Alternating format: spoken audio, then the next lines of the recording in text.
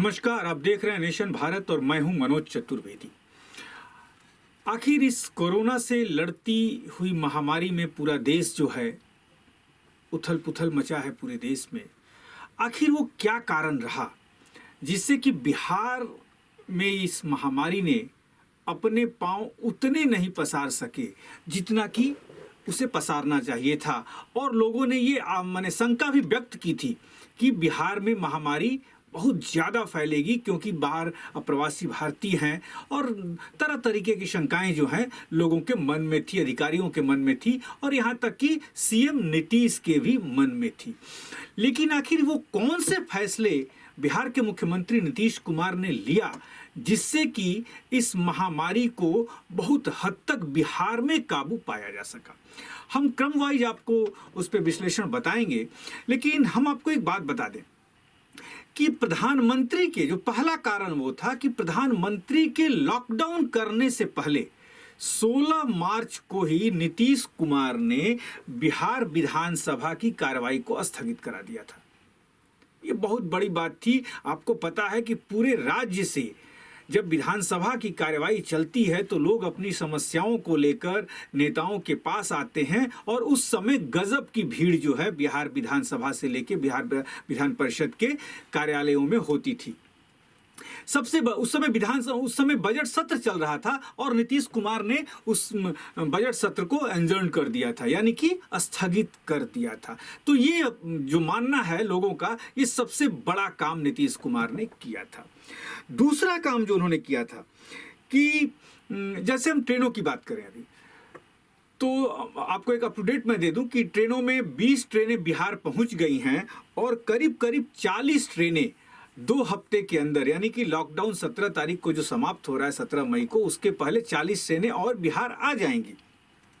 सबसे बड़ी बात जो थी कि अभी यदि हम देश के कोरोना मरीजों की संख्या को देखें तो करीब देश में 53,000 मरीज जो हैं वो अभी तक संक्रमित पाए गए हैं। आपके बगल में झारखंड, पश्चिम बंगाल है, वहाँ संख्या बढ़ रही है।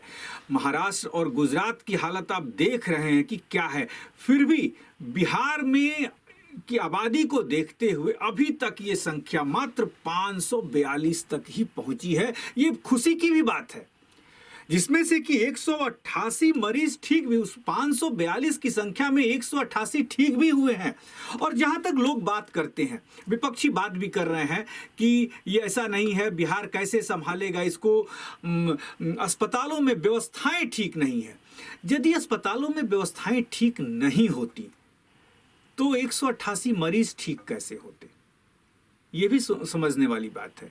लेकिन विपक्ष का काम है, विपक्ष जब तक इन पे शोर शराबा नहीं करेगा, सरकार को आईना नहीं दिखाएगा, तब तक सरकार भी नहीं चेतती है। ये भी एक कारण है।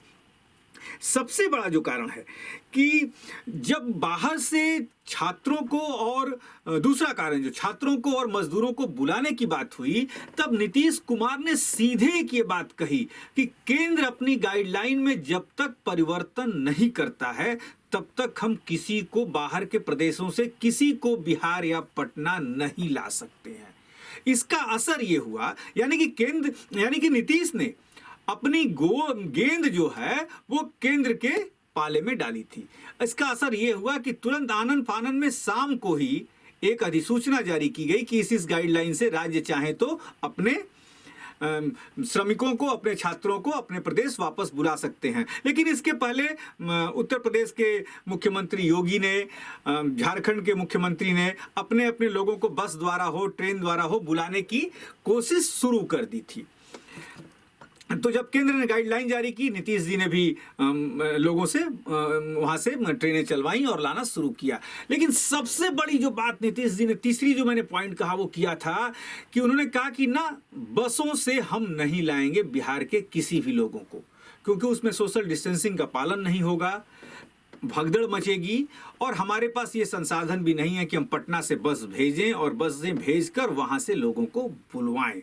ये सबसे बड़ा कारण था नीतीश कुमार का कि उन्होंने बसों का इस्तेमाल नहीं किया, जो शायद बहुत ही बेहतर एक कदम माना जा रहा है आज के डेट में।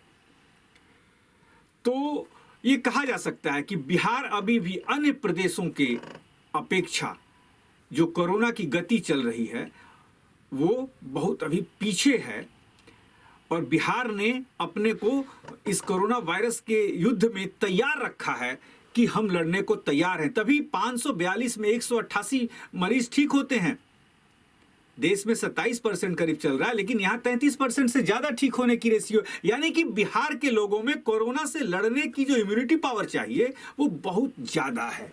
इस बात से इनकार नहीं किया जा सकता।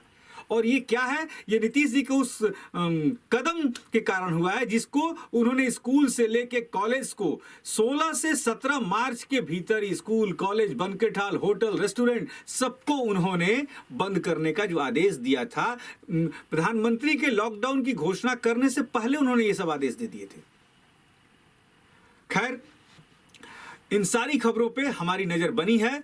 आप नेशन भारत चैनल के साथ बने रहिए। नेशन भारत चैनल को लाइक कीजिए, सब्सक्राइब कीजिए, और यदि कोई सलाह हो तो हमें अवश्य लिखें। लेकिन याद रखिएगा, लॉकडाउन का तीसरा दौर शुरू हो चुका है। घर में रहिए, सुरक्षित रहिए, क्योंकि जान भी बचानी है और जहान भी बचाना है। जय हिंद।